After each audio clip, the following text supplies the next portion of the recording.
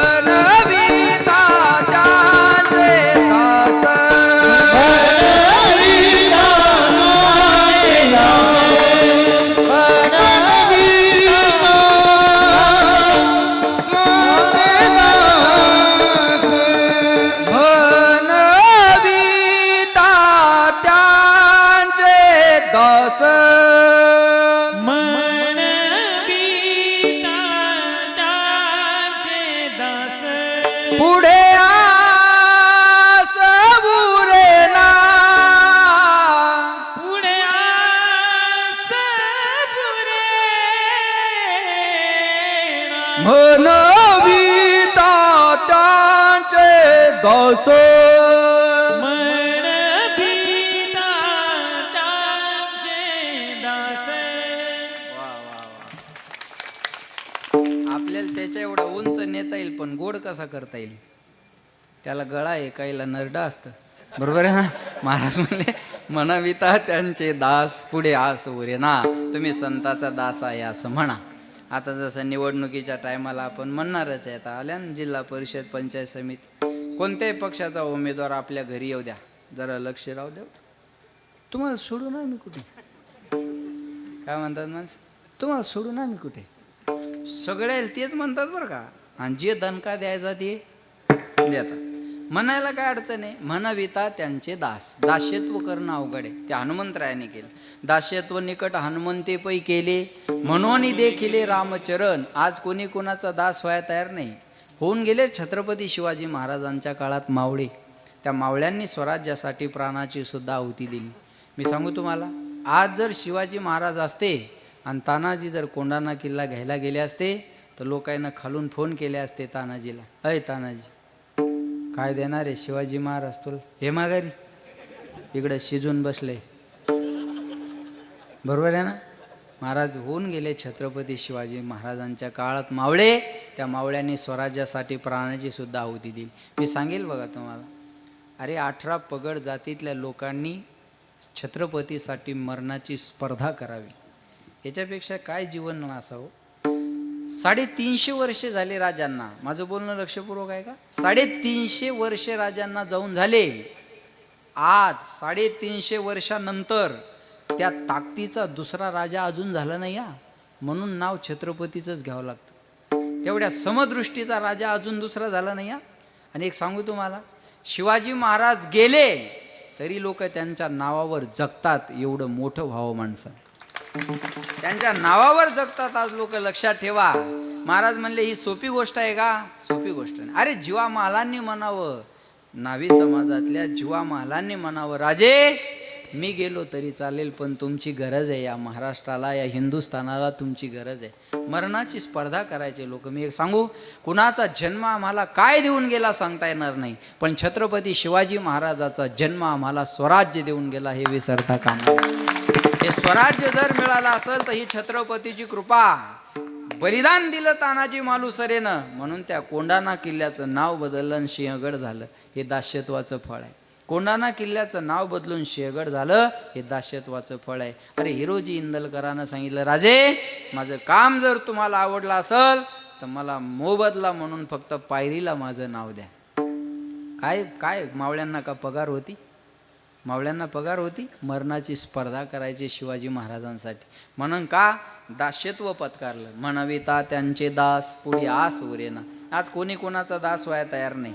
एवढ्या पोराला काम सांगा, जा रे वस्तादच्या की तर महाराजे बोलून आण. ते म्हणतात तिथं नसल्या तर तिथंच आहे. कुत्रा असला तर कुत्रं नाही, चावलं तर इथंच मर, कुठंच जाऊ नको. हे का दास्यत्व करणार आहे का? लय टॅलेंट पोर आहे महाराज. माझी छोटी मुलगी आहे, मला म्हणे पप्पा मला नवीन ड्रेस आण. म्हणलं बाळा हा फाटू दे, मग नवीन आणू. फाडला तिनं, आणा म्हणे. काय शार्प माइंड आहे पोरांचा दा. हे लेकरं लय शार्प माइंडचे बरं का. अवघड गोष्ट आहे महाराज, लक्षात ठेवा. आज कोणी कोणाचा दास व्हायला तयार नाही, आणि याचा त्याचा दास होई नका. दास व्हायचं ते देवाचा व्हा. तुमची दासीचा दास करून ठेवा, आशीर्वाद द्यावा हाची मज दास करी त्यांचा, संत दासानुदासांचा. श्याम तेरे दर का जो गुलाम हो जाए, श्याम तेरे दर का जो गुलाम हो जाए, सुहानी उसकी हर एक सुबह शाम हो जाए, सुहानी उसकी हर एक सुबह शाम हो जाए.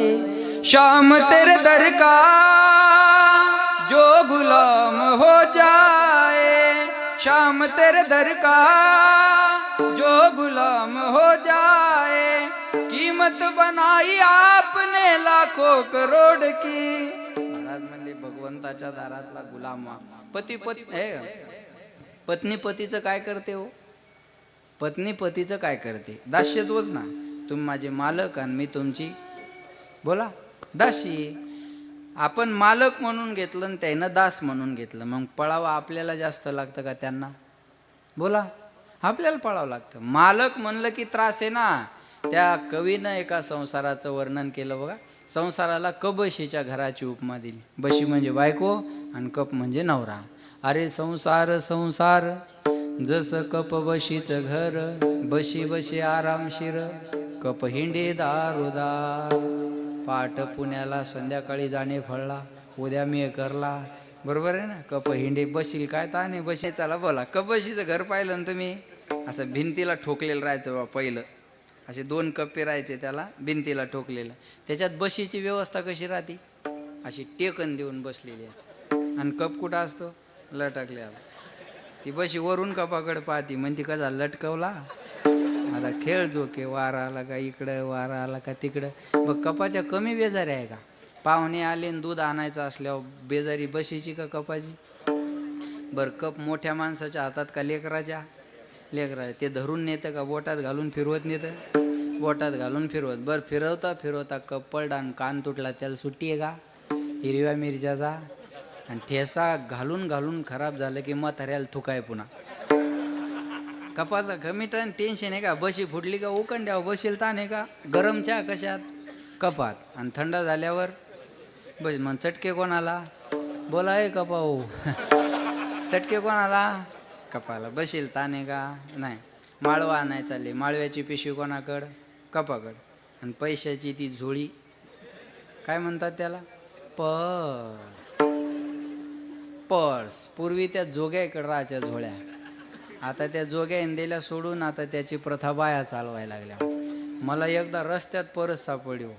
अण्णा एवढी मोठी परस, 50 चैनी तिला. म्हणलं काय असेल याच्यात काय नाही बा. चैनी उघडू उघडू मला घामाला. आणि अख्ख्या परसमध्ये एक फेऱ्यान लवलीन टिकल्याचं पाकी. काय जाळायचं का काय म्हणलं, एवढं वजन काय म्हण. त्याचा जीव चालला तरी म्हणते 5 किलो टमाटे घ्या. वजन कोण मेला? वजन कोण मेला? कप. बशील ताने का? गाडी सुटायला लागली, पळाय कोण? कप. जागा धराय कोण? कप. आणि बसाय कोण? कप आहे स्टँडिंग मोडमध्ये. बरोबर आहे ना? कर्ज काढाय कोण? बोला बोला बोला. कर्ज काढाय कोण? बोला ए कपा हो. हां, कर्ज काढाय कोण? कप. आल्यावर पैसे कोणाकड? बशीकड. बशीच्या जीवनातला एक त्याग आहे. ज्या वडिलाने तळ हाताच्या फोडासारखं 18 वर्ष जपलं, त्याचं नाव एका मिनिटात काढलं. आणि समोर तुमचं नाव, तुमचं आडनाव, तुमचं गाव, तालुका, जिल्हा तुमचा. हात तिचे, मेहंदी तुमच्या नावाची. गळा तिचा, मंगळसूत्र तुमच्या नावाचं. अंग तिचं, अंगाला लावलेली हळद तुमच्या नावाची. पाय तिचे, जोडवे तुमच्या नावाचे. भांग तिचा, सिंदूर तुमच्या नावाचा. नवऱ्याजवळ काय आहे बाईचं? बोला. झालं तरी म्हणते नाही.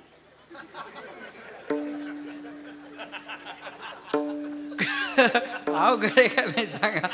महिलाजवळ किती नवऱ्याच्या आठवणी, किती खुणा आहे. अहो, यांना किती उपवास असतात वर्षातून. पण यांचे उपवास स्वतःसाठी नाही, मुलासाठी, मुलीसाठी, नाही तर नवऱ्यासाठी. चला, महिलांनी उपवास करायचे आणि तुमच्यासाठी काहीतरी चांगलं मागायचं. हा त्याग आहे का नाही त्यांच्या जीवनात? बाईला सौभाग्यवती भाऊ जर आशीर्वाद दिला ना, तिला कोणत्याच आशीर्वादाची गरज पडत नाही. बस माझं कुंकू राहावं महाराज, याच्यापेक्षा मोठा आशीर्वादच नको मला. याच्यापेक्षा काय मोठा आशीर्वाद राहणार? मग का झालं हे? त्यांनी दास म्हणून घेतलं. म्हणविता त्यांचे दास, पुढे आस उरेना, कृपादान केले संती कल्पांती ही सरेना. तुका म्हणे संत सेवा, हेची देवा उत्तम. म्हणविता त्यांचे दास, पुढे आस उरेना, विठोबा रखुमाई. सर्वांनी करा एकदम सरळ. अलेले हरी का